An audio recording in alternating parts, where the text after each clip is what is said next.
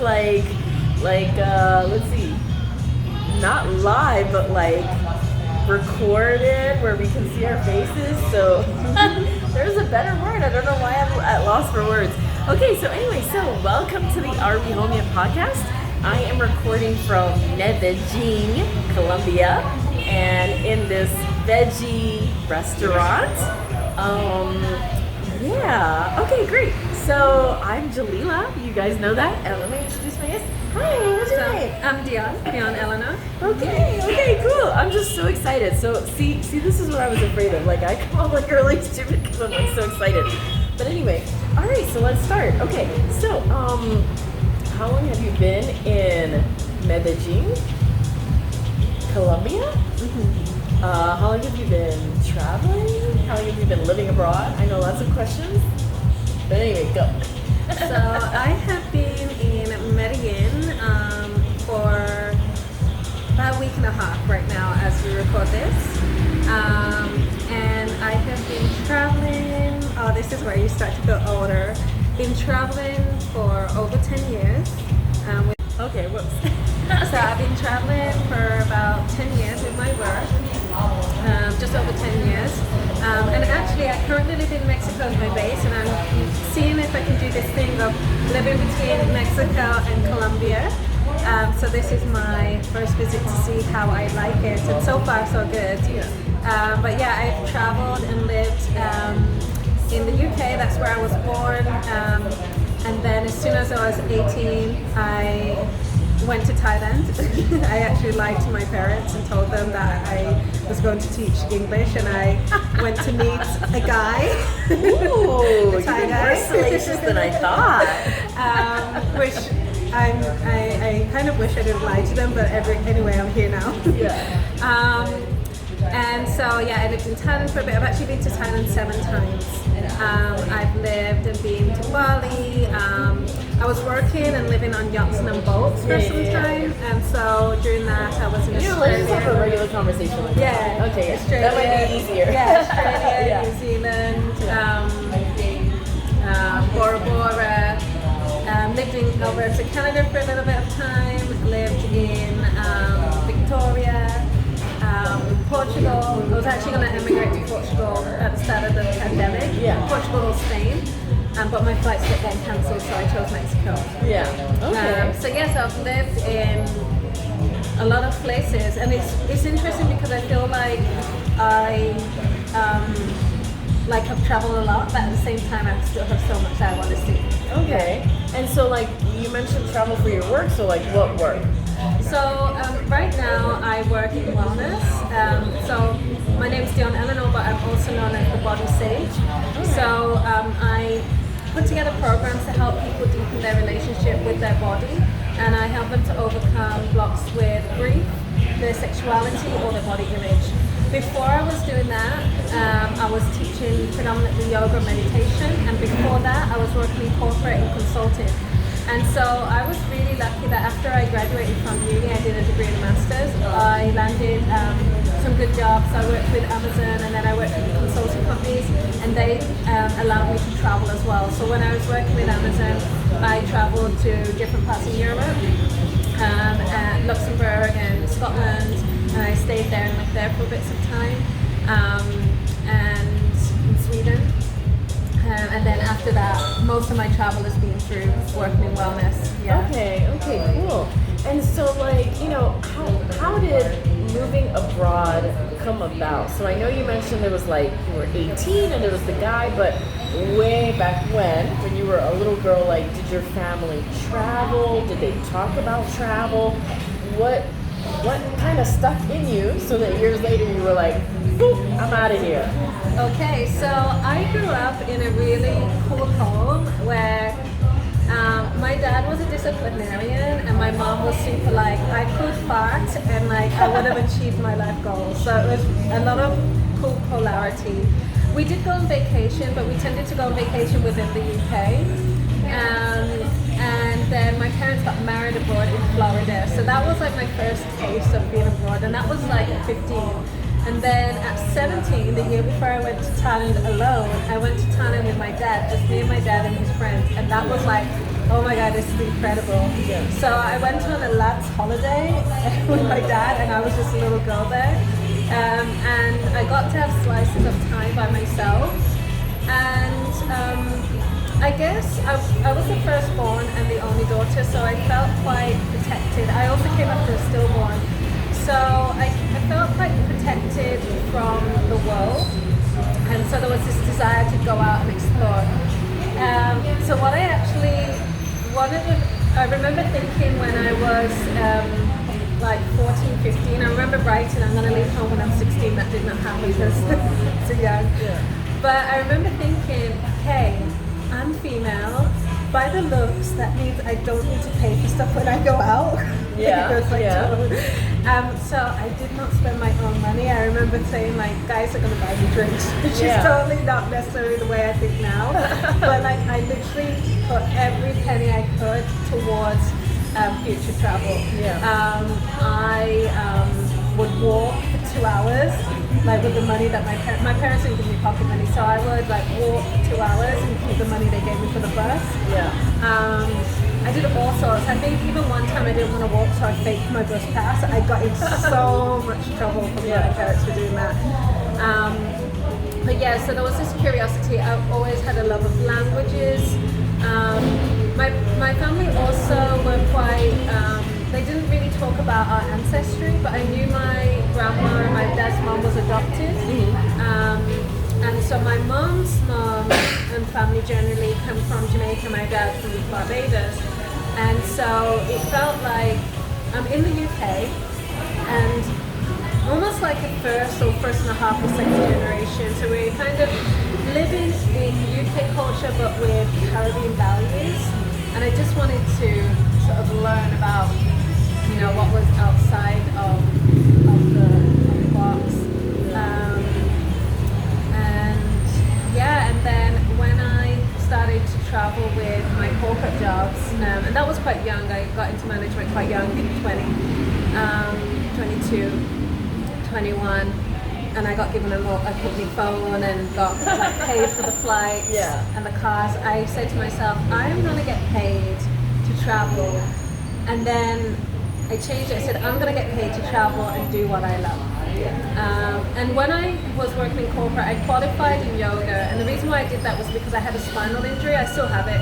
Serious spinal injury, a slippage of the vertebrae. So I really wanted to understand my body. And then I left corporate when my dad passed away. I took a break and I thought, if anything, this is the best time to do it because I was 24 at that time. I had a lot of stress. I was aware of how that could impact me. So I said, I'm going to take a sabbatical and I'm just going to do yoga. I asked them if I could teach it because it's totally different to the corporate work, and they were like, fine. They didn't think it would be a threat to the job. Yeah. Turns out it was, because I've never gone back. I was headhunted after that for different places, and that really was great because I was getting paid to take care of myself as well as take care of others. And yeah, you know, sometimes actually when I traveled with yoga, it wasn't, you know, that I was paid a lot. I mean, a lot of the time in the beginning, I was just getting food and accommodation. Sometimes the flight, sometimes not.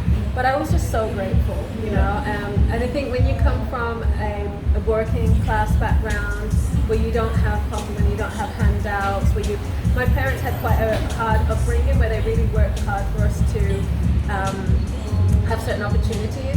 Then you just have this level of gratitude, you know, what you have. I love this. And so I keep looking at the screen because I just want to make sure it doesn't fall over. I don't have a tripod, so this is kind of janky right now. But that's okay. It's fine so far. Okay. So then, like, let's go back to like the 18-year-old thing because that's still like so shocking to me. I mean, it was shocking when like I was like, hey, I'm going to China, and you know, I was 40 years old already, had a career, and you know, I had once owned a house, and clearly I'm a grown lady. So like, mind your business. But at 18, like, gosh, when I think about being 18, I don't think I would have had the wherewithal to get on a plane and go meet a man. Nothing. I don't think so, honestly, because look, it took me till I was 40 to leave America. So like, how did this happen? I mean, I thought I was a grown woman. Seriously, I really did. Like, I thought I was grown up, and I think I got this like carefree nature from my mom, and this. I'd never been religious. In fact, when I was a child, I remember my mom saying, "You're not listening, are you, at church?" And I was like, "No, I like the songs, Mom, but like the rest doesn't make sense." And you know, a couple of times she would say, "Okay, I don't want you to come and like lose your time here, stand bored and not listening. I'd rather you be at home doing something good." Yeah, So that sounds cool. Okay. Yeah, so it was a focus on me being a good person on anything. But despite that, I always had this trust. I always felt like that, you know, there's good people around the world. I'm gonna be okay, and like I'm always protected. And I think it was partly that the way that I was raised, and also then the strictness of my dad. My dad put into me this thing of like, I'm the best. If I didn't get an A, if I got a B, he'd be like, why not? Like, you're an A-star person. Like, so I had this like in a good ego about myself, a good sense of confidence in my own capabilities, because I was always encouraged that I was the best and I was great, you know, in many ways. The only thing my parents and dad didn't want me to do was go to Jamaica. So that was like off the ball, and like, which was Why? So my dad always thought that I was just gonna come home pregnant, and he might have been right. I don't know. Boys. Exactly. Okay. Exactly. He just thought I was really naive. Yeah. But actually, then my grandma, who's from Jamaica, she also said, you know, she would say things like, "No, if you're gonna go, stay in a resort, because even your family members are going to see dollars all over your head, even if you don't have them." And so I was always, I was a trusting child from young age, and so they were concerned about me being trusting and naive in a country where, you know, there's a lot of nuances. So I'm trying to think where else it might have come from, that inspiration to travel. England's very multicultural as well. You know? But then back to the 18-year-old going to go meet the man, like that. That's the part that I'm like, how'd you pull that off? Well, I've realized in these days that my mom was like my hero when it comes to sexuality. So I mentor and coach in sexuality now, as you know. And I was talking to a friend, and I've had various challenges of my own, but generally my blueprint was given to me from my parents, like most of us, right? And my mom always had a healthy comfort with flirting and her sexuality. I remember that. And I met this guy when I went on holiday with my dad, the lad's holiday. And he was just a waiter in a restaurant. And to be honest, I didn't really like him, but I was like, this is a ticket to come back to Thailand. And I saw him as a way of like having a contact to come and explore more and having like a sense of safety. And it turned out terribly wrong because he was a lady boy, and I enjoy heterosexual. So it was like there was no romance there. I mean, not that I was looking for it, I was way too young, and I was not really into boyfriends. But like it kind of made a little bit of a complication. So I just saw it as a way to go back and explore a beautiful country that was so different to the UK. I grew up as well in the UK, spending a lot of time outdoors. So for me, it was like outdoors times 100, like in the jungle. The shops are really good in the park and in Pattaya. It's lots of very like fun energy there, and then you've got the lovely nature. And the food is really fresh, freshly cooked and light, which I really loved when I went with my dad, so I just wanted to go back again. And I love animals. I grew up a lot with animals in the UK, so there was more animals there as well. Okay. And so how long did you stay there in Thailand? So that time when I was 18, I stayed for 2 months. To this day, my parents think that I was teaching English, and I did a little bit. You hear that, mommy and daddy? You hear that? And I did teach a little bit, but I totally organized it myself. It wasn't through a school, and I did get my TEFL before. I did do that, but like I just organized it myself. So, but yeah, it was dangerous what I did. I mean, I went into the middle of nowhere. This was back in the days where you had Nokia phones, not smartphones. And I didn't have a SIM card that worked. So I feel like I was a bit dopey because I was like, I just gave my phone and some money to a local. I left myself without any means of communication in the middle of like the north of Thailand, and I was like, oh, I'll just wait for them to come back with my phone credit. Yeah. And they did, you know. And you know, like I wasn't ill, but I remember one time going to the doctors just to get checked, and I had my blood test and everything, and like, you know, being a bit older now, I might think, well, I'd be more conscious of where I get my blood taken in case I get an infection or something like that. I think there's a carefree nature that comes when you're young, and I think this is why my parents were strict. Yeah.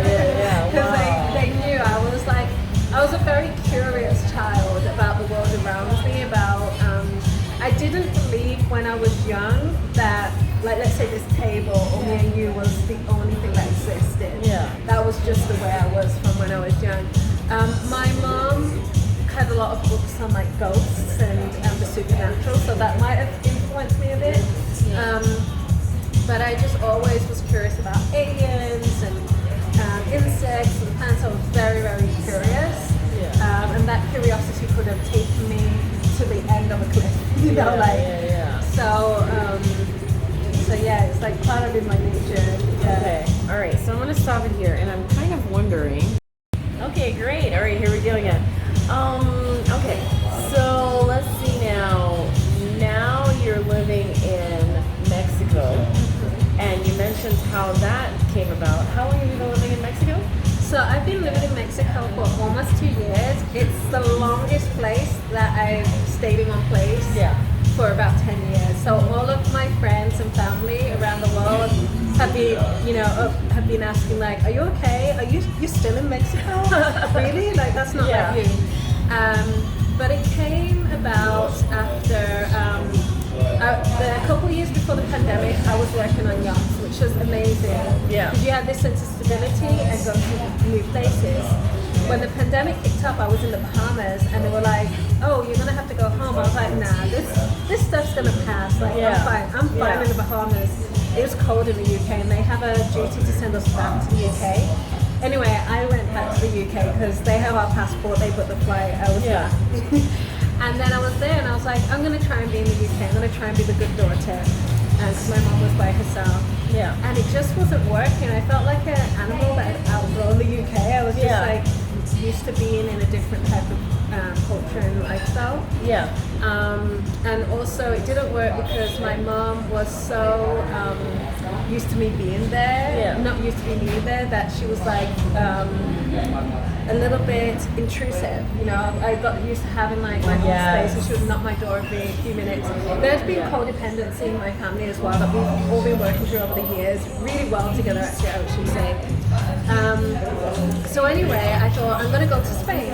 So I just booked a flight to Spain, and it kept getting cancelled. And I was like, okay, well, I've only been to Lisbon for like 5 days, but let's try and move to Portugal. Yeah. So I booked a flight to Portugal, I got it. I got my residency in Portugal, and then I'm in Portugal, and I'm like, everything that I want, where I want to live, is out of my budget. I had done no research. I was just like booking flights. I was like, that's okay, I'm gonna find the money. Like that's like my brain, for years. And then at the same time I said I was going to find the money, and I did my vision board. I had a friend in Mexico contact me and say, hey, like, you know, we were talking about my vision. You should come to Mexico. And I was like, I don't know. He was like, well, I have an apartment there, it's empty, you know, I'm in Las Vegas. You know, you can sublet it. And I was like, is there any cash? And he said, well, it needs furnishing. So we made an agreement for me to help him furnish it. But the other reason, as I was mentioning to you before, that I wasn't so keen on Mexico was because I had had a sexual assault in Mexico a couple years before in a different part in Cozumel. And I didn't realize that was like blocking me. But as soon as I did, I said, I can't not go to Mexico because I've won now. And it was like a subconscious block. Like in my head and in my conscious level, I felt fine. I'd done a lot of work to recover over that. So I booked the flight and I came, and I actually booked a return. Now what happened, it just just remembering, I think I've lost that return ticket now. I was like, oh, I haven't returned, but I haven't used it. So what happened was I came and then I was like, I'm going to extend a little bit. I started to like it. My friend came to meet me and then they left straight away. So it was really interesting because I spent Christmas, I came just before Christmas and I spent that Christmas alone by myself. And I actually on that Christmas had an allergy reaction to gluten. And so I had these various things that happened that made me feel really at home in Mexico. So the first thing was when I had that allergy, New Year's Eve, I was on a date with my scabby eyes, you could say, that was swollen and itchy. This guy just said, I would love to take you on a date. This Mexican guy. I was like, this is great to receive like this warm love and welcoming. And we went for brunch, it was nice. My eyes probably didn't look that bad, but they felt bad. And then I'd come to Mexico without a job offer. I had a little bit of work online and I was teaching yoga, but I was really resistant to teach online because I was just like, I do not want to teach online for free. I don't really enjoy teaching online and then to teach for nothing. Yeah. I'd rather read a book. Yeah. Like, sorry, like to my clients, but like the truth is I do value being paid so I can pay my bills, right? So I was doing a little bit of that, but that wasn't really doing much. I didn't have much savings, didn't have a boyfriend, but I had somewhere to live, and I thought, you know what, I'm smart, I'm going to figure it out. Yeah. So I managed to pick up some online work. I do writing as well, so I did some more writing. I worked as an assistant for a little bit.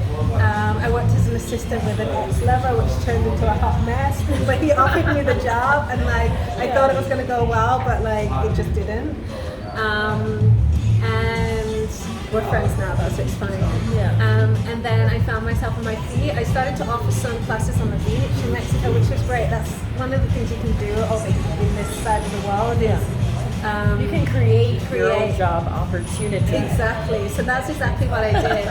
And I started getting, I was doing cacao ceremonies in Europe, and I started being invited to do them here.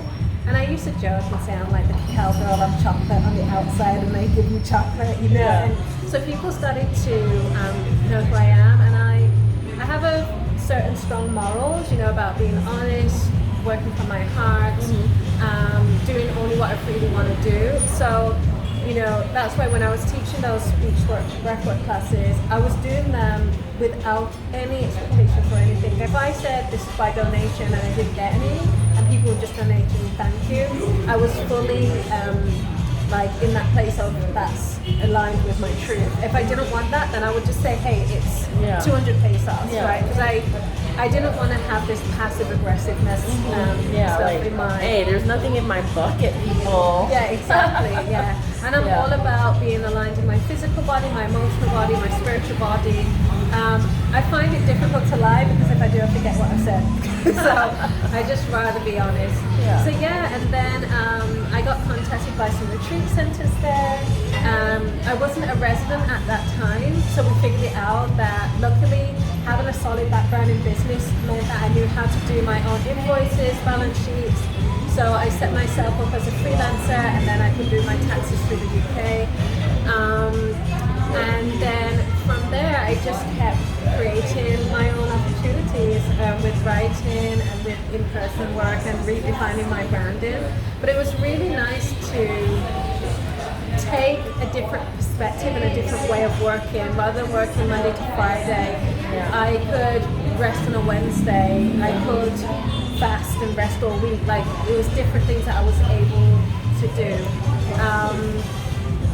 So it was, it was a really great experience. The other thing that happened was when I did want to go back to the UK, the airports closed because the pandemic was going on. So I was like, okay, I can't go now. And then I started to reflect on why am I going back to the UK, and I realized because I'm the oldest and the only girl, I was really going back from this sense of obligation and guilt.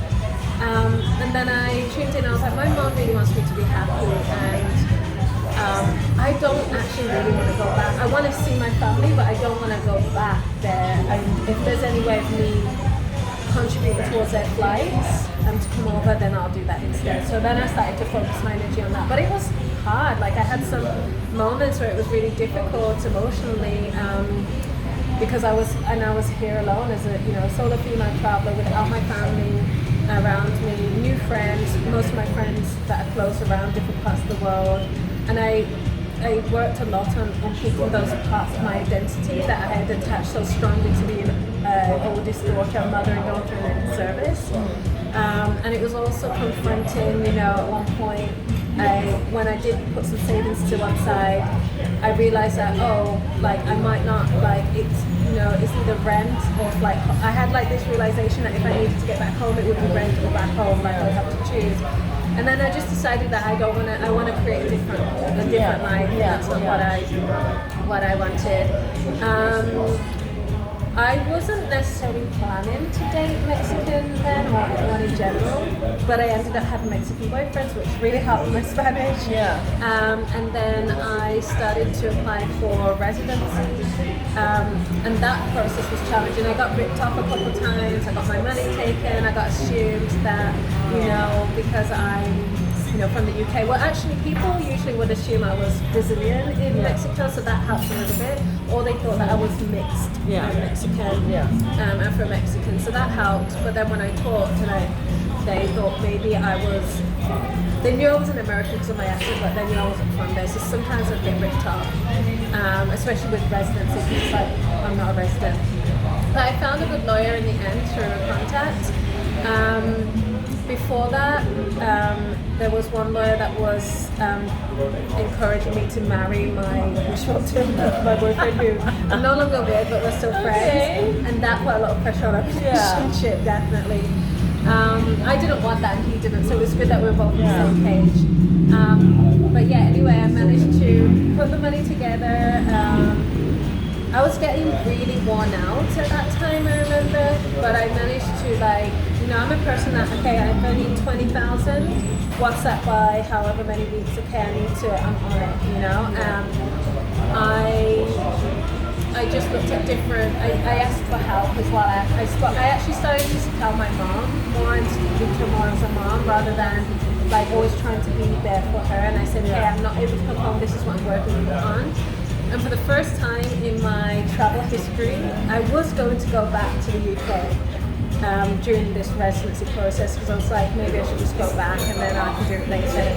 And my grandma, who is the first one to tell me to come home, she said, I see that you're happy there, you're healthier, why don't you just stay there and get your residency? And so for me that was a big sign, because grandmas are really wise in general, even if they don't let you I miss my grandma, Yeah, so then I really worked on getting it, and it was challenging. I remember there was one weekend where I'd broken up with a Mexican boyfriend, and I was just like, I cannot deal with this. Luckily, I knew a girl that was staying in a retreat center in an area of Sayulita in Jalisco, in the nature. So Sayulita is generally quite busy, but it was off in nature, right by the beach in the jungle.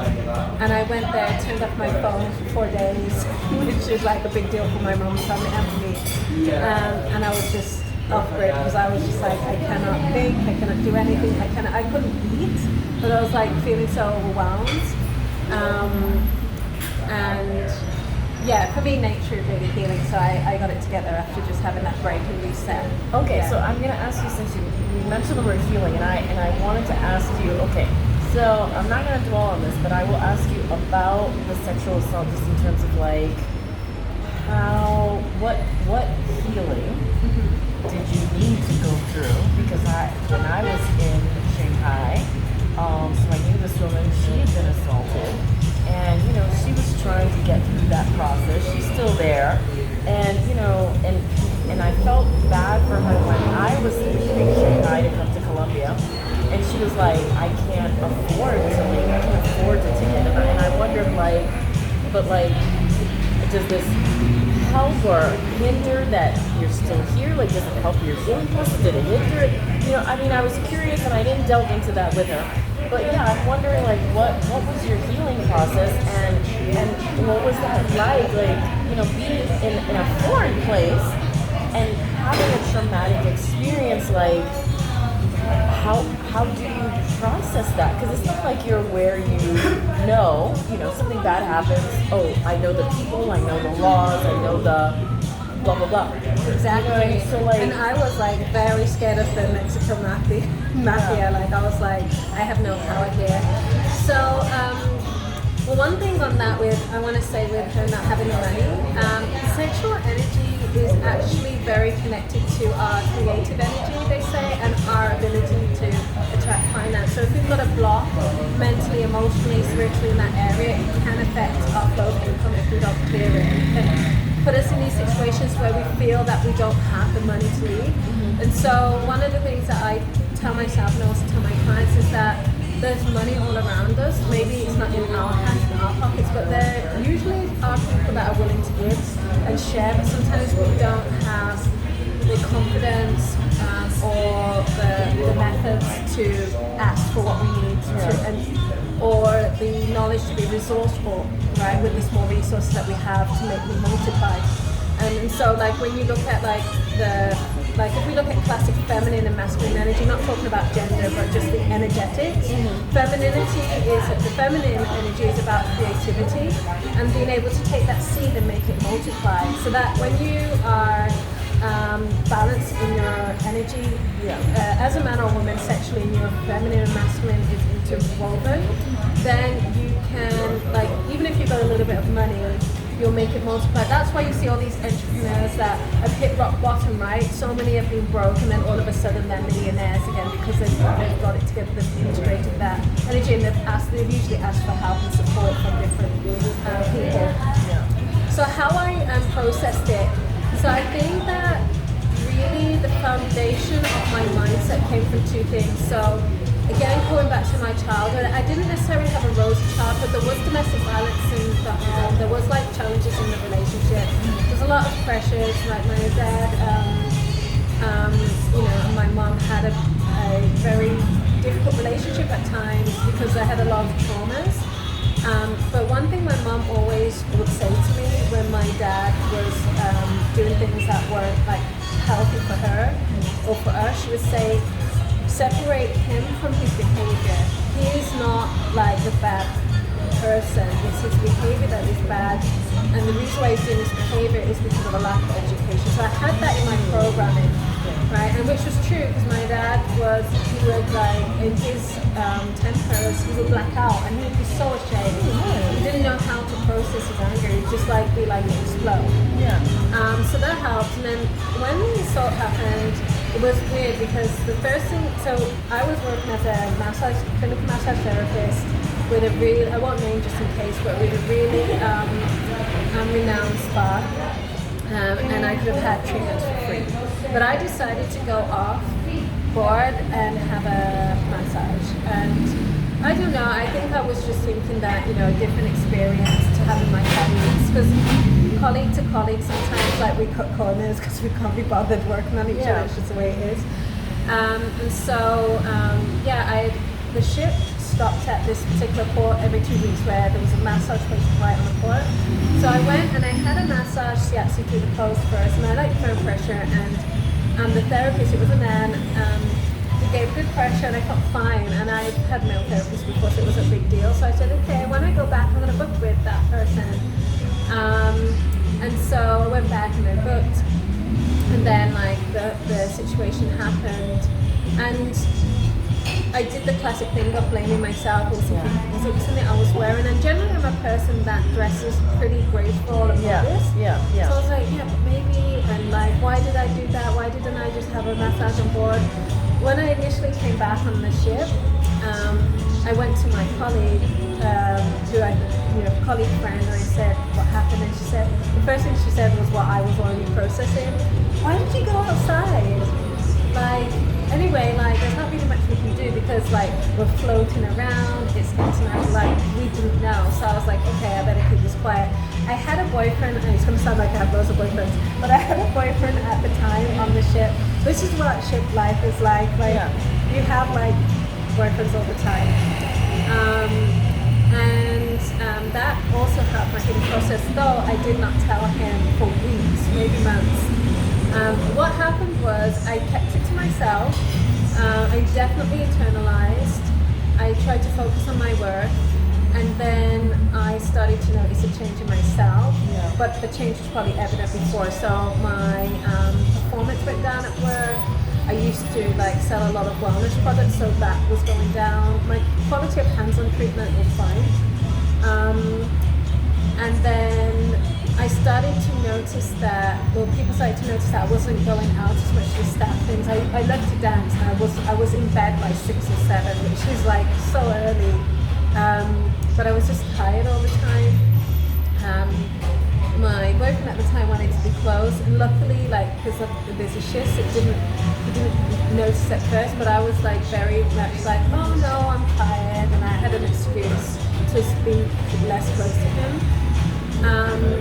And then I started to notice it one day when I was walking down the corridor, and just men that I've always seen on board started saying, hi Dionne, and I had like a very horrible dialogue in my head about them. And I just said, no, I cannot. I have 3 younger brothers. I said, I cannot allow myself to hate men. Yeah. So I think having 3 younger brothers and seeing things from a different perspective also helped my healing process. So my manager picked up on things. He pulled me in. He was a male manager, and he sat down and counseled me. He got me in touch with a psychologist. I've always been a person that was quite self-aware, so the psychologist was like, you need me but you also don't. So I think I had 3 sessions. The other thing to bear in mind as well is by this point I had quite a few years experience practicing yoga, meditation and mindfulness. So I had quite a good balance in reflecting my mind and self-regulation. And I had some experience with psychology, so I had this good awareness that I was able to hold myself, but I still definitely need support. And then I eventually told my partner, and I was petrified to tell him, because I thought he's going to think I'm dirty, he's going to blame me, he's going to like, and he didn't. He just said, you know, he was upset that I didn't tell him because he felt like I didn't trust him. Yeah. And he just gave me a great big hug, and he said, I'm going to pray for you. He was identified as a Christian. And then he asked permission to be intimate with me. Not straight away, and I think one time I said no, and then another time I said yes, and I was crying and I was releasing through that. And at that time I was also studying conscious sexuality and relationship and intimacy, coaching and mentoring, so this sexual assault happening during that course, I was like, why? Yeah. You know? Yeah. But during that time, I was also learning that sexual intimacy is not just about orgasms and laughter. Yeah. It can be about breakthrough. So I had, and that intimacy is that like deep truth. So I was able to just be myself with my boyfriend at the time. That was really healing. And then, you know, from there, it was like working with layers, you know. So, but I think being intimate with that partner stopped me from closing myself off totally. I did notice that generally after that I have been a little bit more reserved and a bit more mindful, but I think that's a combination of the sexual assault and being more mature and also studying sexuality and intimacy and just having higher standards for myself. And then I have a daily practice of meditation. I also did sessions in rapid transformation therapy. That was really helpful. And I lead cacao ceremonies, so as I'm in service talking about opening the heart and forgiveness and getting others to do that, I was having to practice that myself week after week after week. So cacao ceremonies, rapid transformation therapy, a couple sessions with a psychologist, yoga practice. So my physical practice started to taper because I was a little bit disembodied, disconnected from my body. And I would say that even now, like in the last couple of years, like I'm still processing. I think it's something that changes your life. Yeah. You know, my last partner, I noticed that he noticed, and we worked through it together, that I really didn't like it when he approached me from behind, and I was like, he was like, I've noticed something. And I was like, yeah, me too. He's like, yeah, every time you come behind, you sort of do this, and it's like it's automatic. And we talked about it because I don't want to do it with him, but it's automatic in my nervous system. And I've been really lucky that even if I've had some of the shorter relationships, I've generally had really, really good quality partners. So that partner, I worked through it. I did a massage because I realized that I was going through this phase where I would massage him and he could not massage me. And he said, I want to massage you. And I was like, oh my gosh. And I was hyperventilating because my assault was doing massage. I realized I was like on the bed in sweats. But I could do that because I somehow managed to choose healthy partners that could work me through that. And I'm a big believer that we work through relationships, right? So I didn't ever say that I'm going to heal myself and then find love. I always felt that through the support of my mom, through the memories of having with my dad, through having a mentor, I've always tried to invest in a mentor, coaching me and having good friends. I always felt I'm good enough to be loved right now, even in my imperfections. And so then I would have these relationships with good men that would, sometimes they would find those imperfections hard, but they would try and work with me through them, like that massage, Wow. Okay, so the cacao ceremony, what's that? Like, is that something you created or you studied, you learned? It's something that I learned when I did I've done multiple yoga teacher training, but I did one in Peru that focused on yoga but with shamanic plant medicine and Ayurveda as well. So a lot of my studies in different cultures and medicines like the cacao and Ayurveda, I've done Ayurveda also in India. But talking about the cacao, I learned it in Peru. And on that course we explored Temazcal, which is like a sweat lodge, cacao, different fasting cleanses, ayahuasca, famous ayahuasca, wachuma, rapé. And I really connected with the cacao, and I brought it back to Europe, and I would I would love educating people who can't travel as much about different cultures around the world. So I talked to them about it. And I just thought it's such an inclusive type of plant medicine ceremony because it's not psychedelic. You can make it in your own kitchen as long as you've got like the right quality cacao. And it's so good for your body, so high in magnesium. If you get muscle cramps or if you have a painful period cycle, it's so good for you. And I think I did, when I was at the retreat center that I got first work for, they asked me if I could do some there, so I was doing them every week there, and then people that traveled outside of the retreat center would recommend me, and then I started doing more private ceremonies for others. So it's a ceremony where we work with all the different elements, air, fire, water, and ether. We work with our prayers, we connect to our ancestors. So some people, if they have a religion, they can connect it to that religion and faith, but generally it's not a religious ceremony, it's more of a spiritual ceremony, just connected to something that's bigger than us, even if the only thing we believe is bigger is community. And it's really about that deep forgiveness. It's really giving ourselves that time to pause and let go of something that's heavy on our heart and step fully into real love and learn what real love is. And I think that, one of the things I learned through the assault, through like my various life experiences, that love is not like this thing where you need to get something. It's like this everlasting quality, right? And we always have it. It's a really, really beautiful ceremony. Sometimes we have fire and dance. I have been asked to, I'm not trained in it, but like it's in my roots, so sometimes I bring in through requests like African dance, Indian style dance, freestyle dance. It's really fun. It's a chance for people to come alive. Okay. And so, having your own business, like, what's that like? Like, what does that feel like that you get to work for yourself, but anywhere you want in the world? Like, what does that feel like?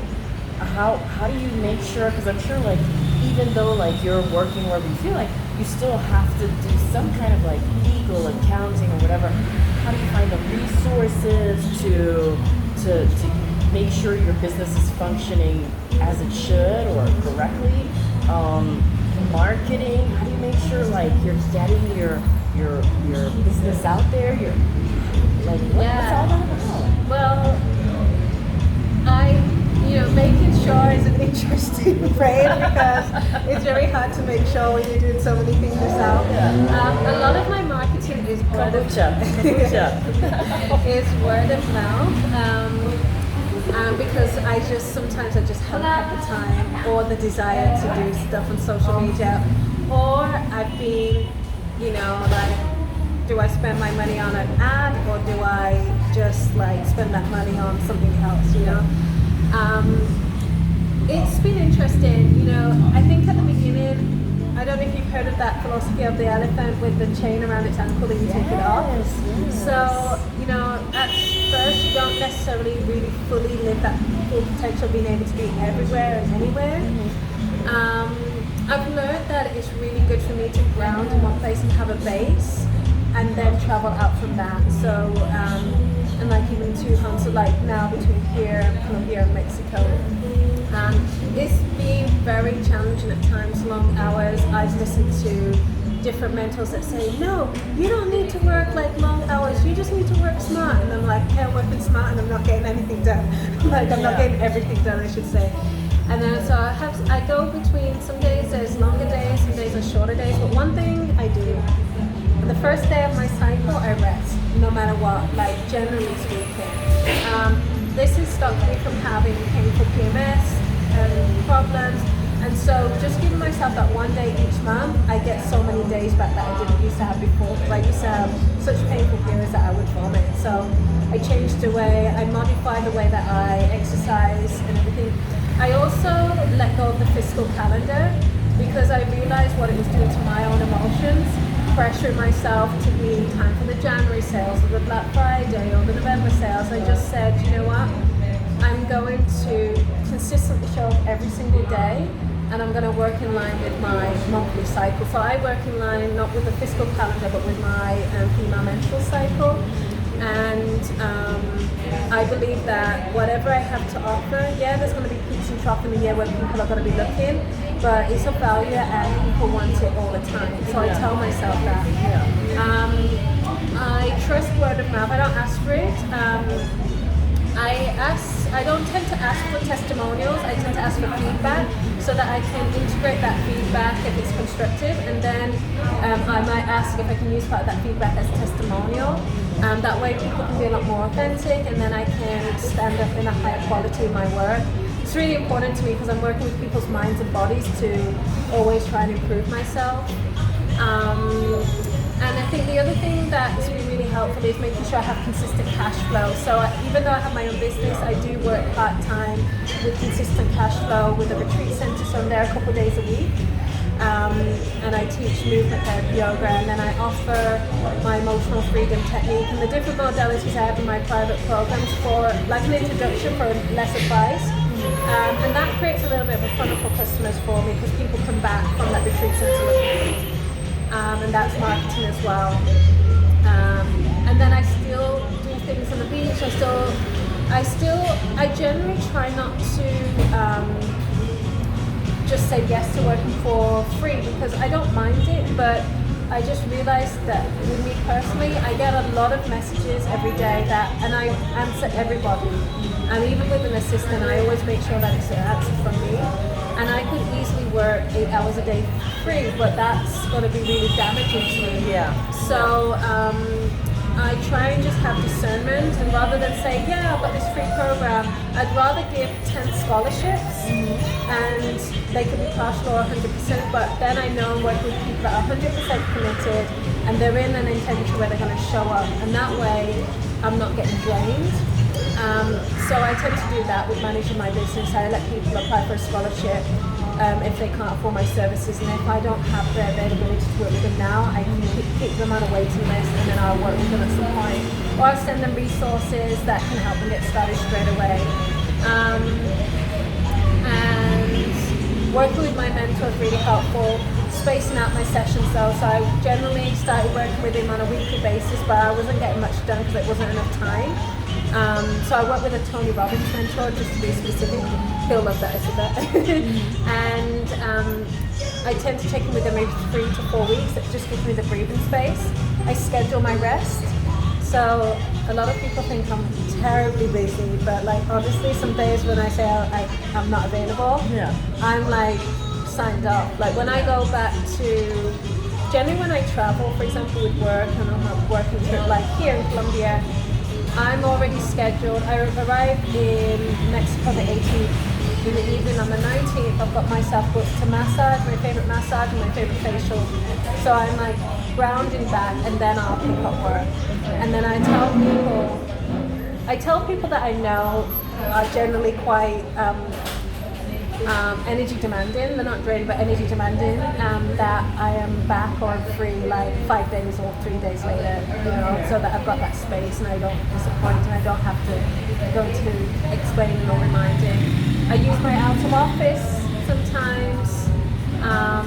I should say as well that, you know, one of my challenges about having my own business is that, and it might be evident talking, is I do have a form of ADHD, but I don't see myself as limited by it at all. But what I do to manage that is I put everything in my calendar. Like I said, I schedule that rest. And I keep variety in my day. So I'll focus on, so I have 3 to 5 goals maximum. I'll do them and then that's it.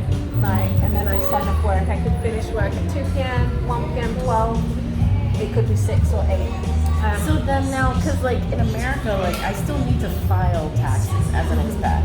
But you know, because I make like under 100 something thousand, I don't pay. So, you know, so then like I'm curious, like, you know, all that stuff is great, it really is, but I'm curious about like the more technical aspects, like, yeah, like, I mean, it's the how same. does that work? Yeah, it's the same. So we log everything. So I use Stripe and Waves, like accounting software. So that really helps me because it logs everything for me and then I can just declare it. So I don't have to. Just in case anyone was watching and they're like, I want a business, like. No, you have to do everything.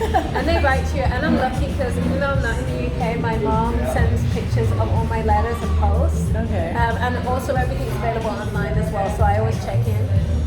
We've got a good system there with healthcare. We get reminder letters, so she reminds me that, okay, you're due to go for your cervical smear, so then I just get one done locally. I get my reminders sent to me virtually by email for my taxes, actually. Okay. And then with Mexico, with my retreat center work, right now I'm still legally as a freelancer, and that's all fine. There is a process to apply for a Mexican tax number. So right now I'm legally resident in Mexico. And the way that it works is even if you're a Mexican citizen, you apply for your tax number separate. So there's been a bit of a challenge right now for everybody where it's been really difficult to get that appointment. I've been waiting 3 or 4 months. So what I'm doing is working with an immigration lawyer to get it sorted. They've all told me everything's fine because I am earning so little under the belt for Mexico, and I'm still, and even what I am earning, I'm declaring it anyway as a freelancer through the UK. I just want to do it in Mexico because it will help me. Yeah. But they said it's fine. But I had an appointment, for example, I've been twice to the office and been turned back because, oh no, you have to go to Guadalajara, which is a different town, or you need to have this small thing changed. So I've just decided I'm going to go for an immigration lawyer, and he's working on it for me right now. Once I've got that tax number, then I changed my invoice, which is called a fractura in Mexico. I'll do the same thing, but invoice, but it'll be in Mexico, and then and that's it, and they'll automatically take it. Okay. So yeah, I feel like it's pretty easy, but then that might be because I'm used to it. Yeah. Because I studied accounting and financing as a major on my degrees, and I've done it, like I've done a cash flow and balance sheet since I can remember. Even like, let's say I'm working for an employer full time, I would still have a cash flow sheet for myself, for my savings, to notice my incomings and outgoings. Like it's just, I don't know, maybe it's my ADHD or OCD. I love Excel. So I love being able to manage that and see how it's going and see where the opportunities are. So I'm in that habit. Okay. Yeah. And so, you know, you've had so many interesting experiences abroad. Like, do you see yourself just remaining abroad? I mean, I know like that's long term. Oh, look, long term down the road. But I mean, do you see yourself remaining abroad? Yeah, I don't see myself living in the UK full time. The closest I see myself being in the UK is living in Portugal or Spain part of the year. I see myself, visiting, but I feel pretty confident that I'm not going to live there. Sometimes I've missed things about Europe, the systems, the way of doing things. I don't have a desire to have my own biological children. I'm open to adopting. Me too. However, so that makes things a little less complicated, but also complicated. But I'm not like watching my clock for biological birth in that sense. So with that being said then, in terms of like, let's say I am to adopt a child, I probably would like them to have the experience of education in Europe, and it feels easier with the healthcare system and everything there.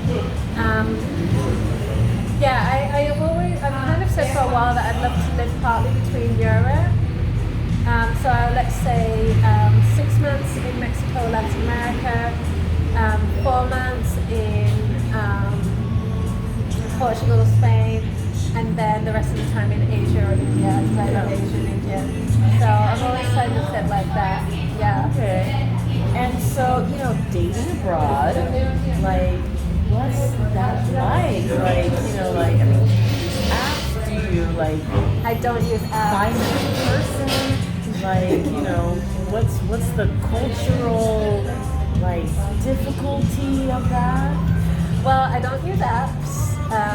The reason why I don't use apps is because I don't really like texting, and I'm a relationship intimacy coach, and I generally feel that most people who use apps, not all, there's a higher chance that when I find somebody that's avoidant in attachment style, and it's just the nature of the apps. Yeah. I feel very blessed that I'm actually a little shy, but I fawn, which is like fight, flight, freeze fawn, which is you can freeze in your fear and be nice. And I smile a lot, so men love it when you smile. Like they come right over. Yeah.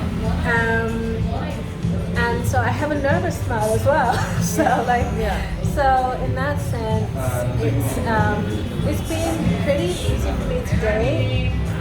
Sometimes, I know that people want to date me through fetish, and I just entertain whether I want to go down that path. But like I said before, generally I've met pretty good partners. I tend to meet partners in like-minded groups, so they might also work in wellness, or I might meet them in a hiking group or doing something that I enjoy.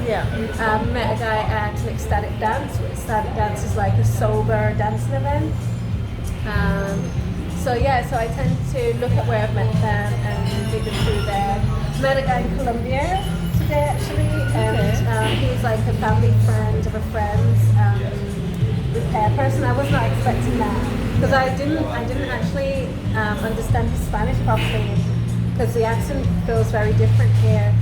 And my friend was like, "Can I give him your number?" He's asking for your number. I was like, "Oh, okay, sure." And that's me all over, and that comes from my mom. And again, I just feel pretty safe. I'm like, sure, I have a work phone, so I know which number I'll give. And I can keep myself safe, and I generally, meet people in sensible surroundings, daylight, public, and I'm, I approach dating with getting to know the person without any expectations. So I'm really interested in the person. I'm not thinking about anything to do with marriage or relationship or anything. And I've got that curious nature about me. So I think that definitely helps. And then in terms of cultures, I mean, I've generally felt respected, held, seen.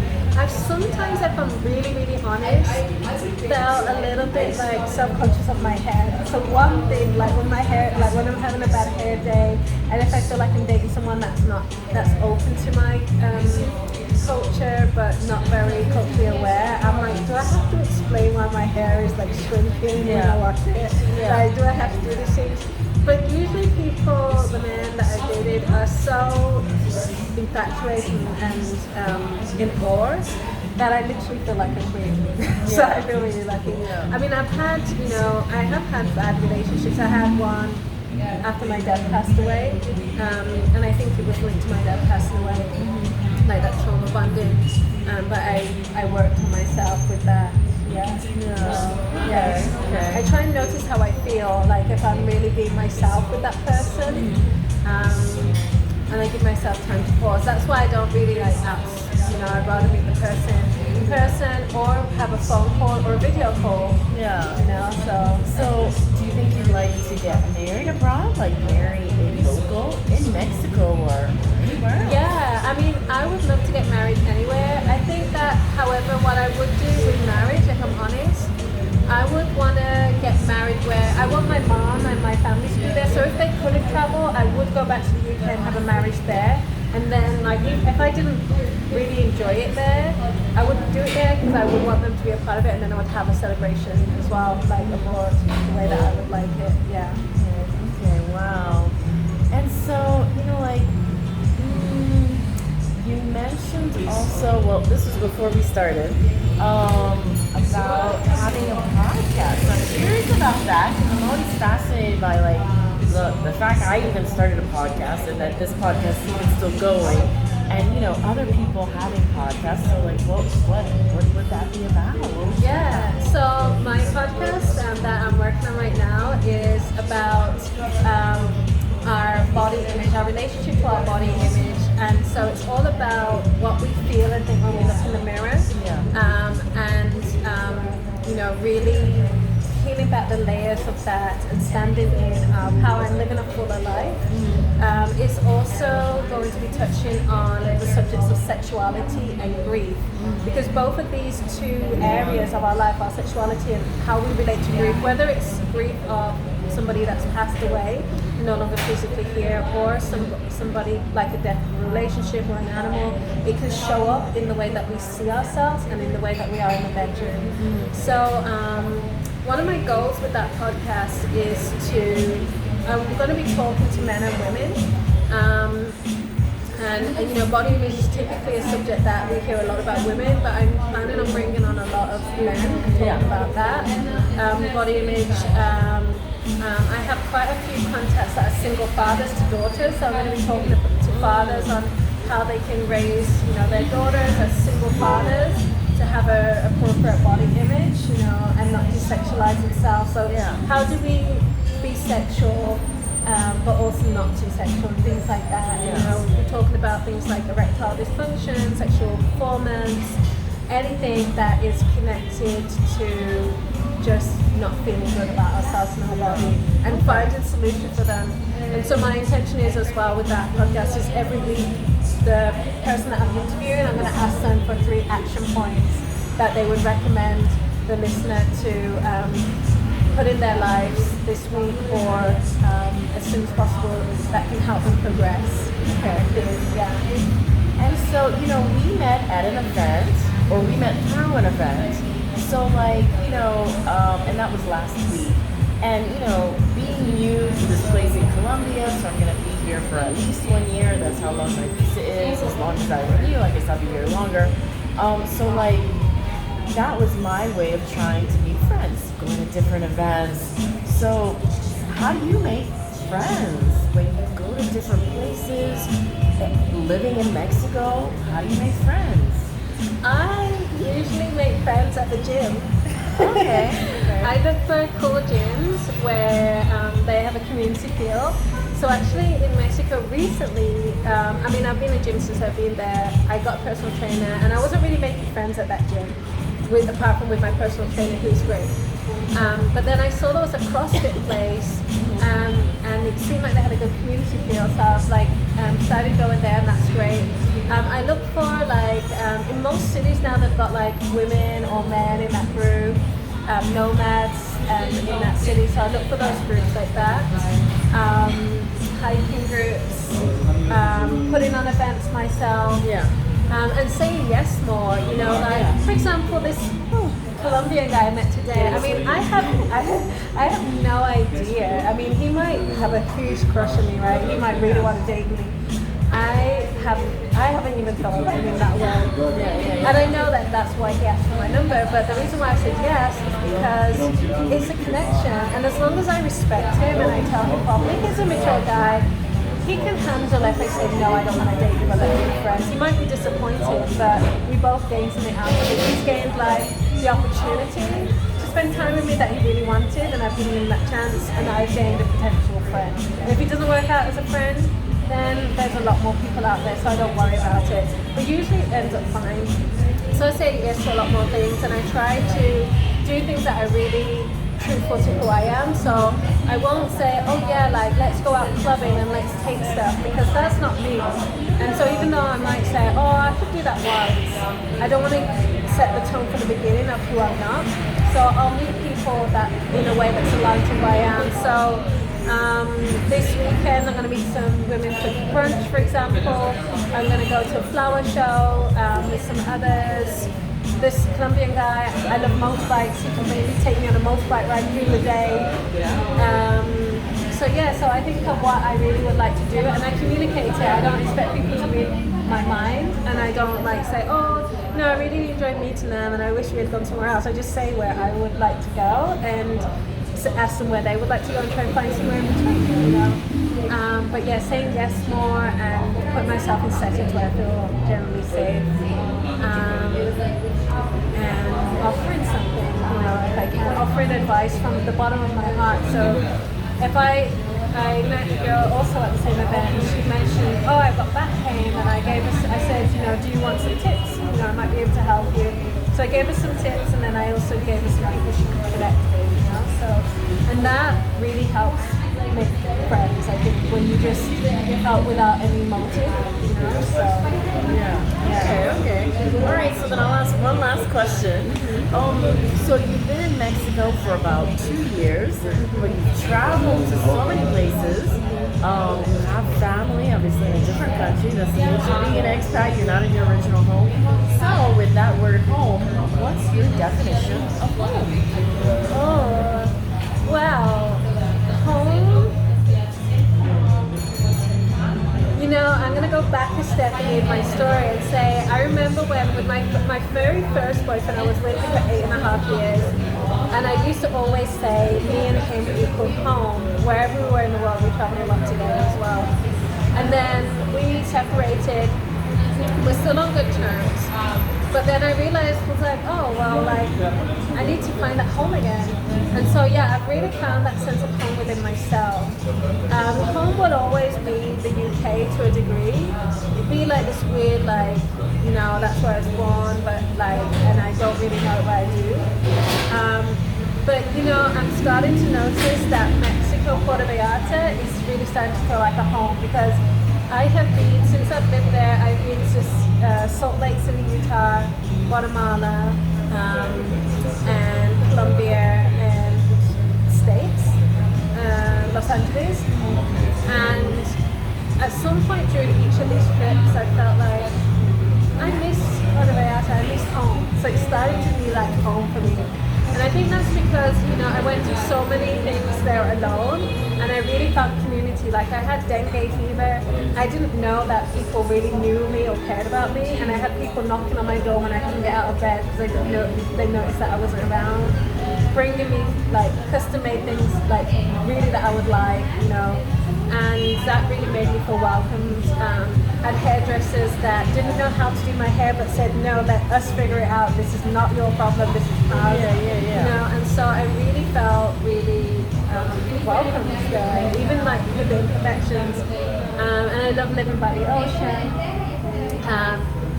So yeah, we'll see, because you know I'm single and I haven't got a partner or husband right now, and I might fall madly in love, and he might live in Canada, and I might be like, home is in Canada. Yeah. So home is where you feel loved.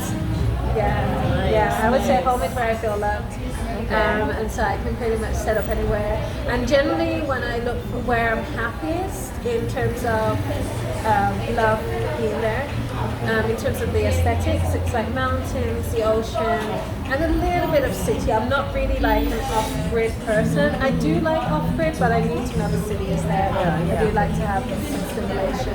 So, based on something you mentioned about dengue fever, so like, what have been the struggles and joys of living abroad? I mean, that certainly sounds like a struggle, but any other struggles, obviously besides baseball, but like any other struggles and joys of living abroad?